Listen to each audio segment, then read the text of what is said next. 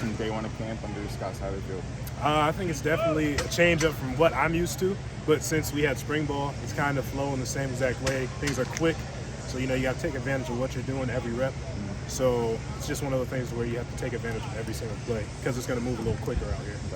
So many young football players, people in general, they dream of one day playing for college football team. They don't get that opportunity.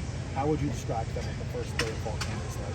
I'd say the first day of fall camp is kind of just a culmination of everything you've been doing in the off season. It's really special for me because this could potentially be my last one. So, just knowing that I've put everything I could into the summer, and, for guys that are, doing that as well, it's really a great feeling to come out here and be able to run around a little bit with the pads on, knowing you put in work in the summer. How is day one under Coach Satterfield different than day one under Coach Fick? I'd say, like I said earlier, I think things moved a little quicker. Coach Fick would sometimes hold periods, like if it was period 2, he would hold a little bit after the timer went out. We'd just keep doing the reps. But Coach Sat's a real strict schedule guy, I'd say. So it just flows a little bit smoother, I'd say, flows a little bit quicker.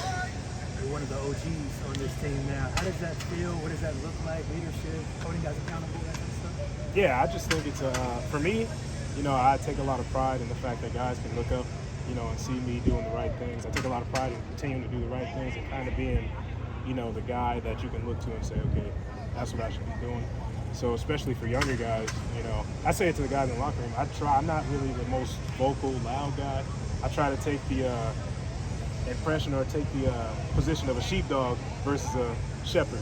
I say so. The sheepdog guy is the pack from behind. Shepherd is, standing up in the front with the stick, not really doing much. So I'd rather be a sheepdog and, just kind of keep nipping at people and keep going. 2 seasons ago, you started to look really comfortable outside. As you got more reps and the season went on and you moved back inside last year. Are you able to carry some of that from 2 seasons ago over now that you're moving back outside again? Oh, of course. Losing 25 pounds and, just having that experience of knowing offenses and being able to actually study the offense. It's one thing to know your play on defense, but once you know what you're seeing on the offensive side, you can play that much faster. So I think it's just something that I was able to add to my body of work, over 5 years, playing a little bit of everywhere. And hopefully that's something that'll pay dividends come April, hopefully. You played in the ACC. Are you excited to get back to that Power 5 level week in and week out, that grind every week of being in the Big 12? I'd say, especially from an O-line, D-line standpoint, there's always going to be talent. There's always going to be super big guys. Even in the AAC, there was a lot. Even at Tulsa, there was what was his name, John Paul? Yeah. He was a first-round guy. So there's talent everywhere, I say. So it's just one of those things to where you approach, or I approach everything the exact same way. What's your veteran advice for going to higher ground? You've done this more than many. For going to higher ground, I say, Bug spray? oh yeah, bug spray. Make sure you pack an extra pillow. I want to pack a little comforter. For me, I got to pack my instant coffee.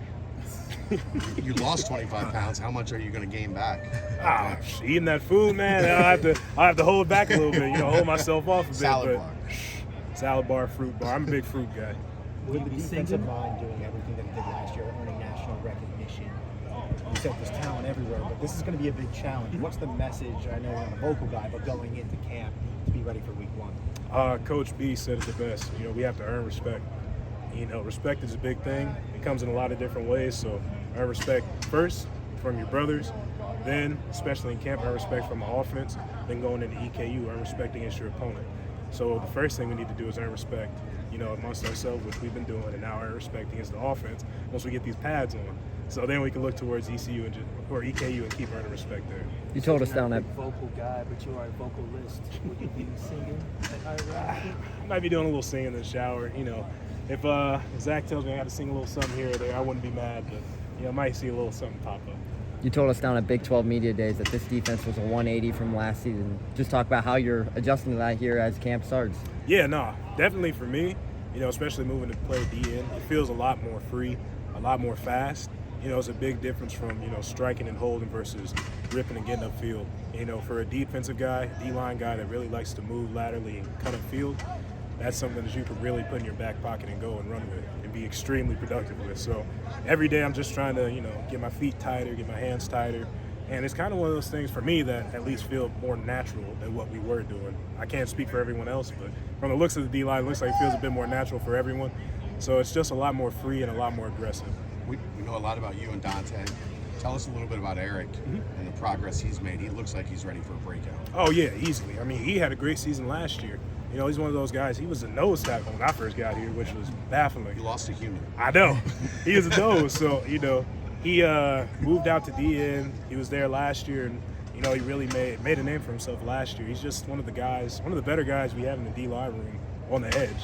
So, you know, just having that speed towards the field and just having that ability to, you know, mess with moving around a little bit, you know, in our different types of packages, and just having his ability to rush is something that will be big for him, I'd say. And he's great moving around. He's one of the quickest guys I've seen, you know, big guys. So I'd say it's pretty good for him.